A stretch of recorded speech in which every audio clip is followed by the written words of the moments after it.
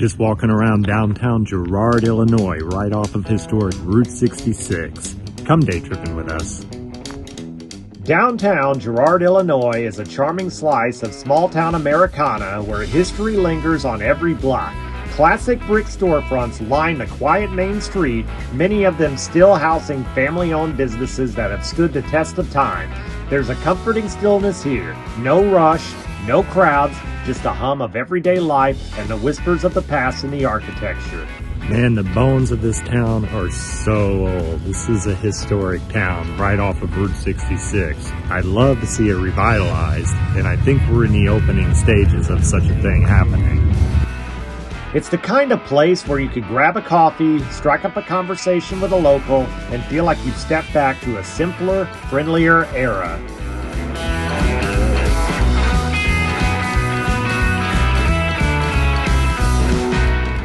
Downtown Girard date back to the late 1800s and early 1900s, a time where the town thrived thanks to the arrival of the railroad. Girard sat along the Chicago and Alton Railroad line, making it a bustling stop for commerce and travel in central Illinois.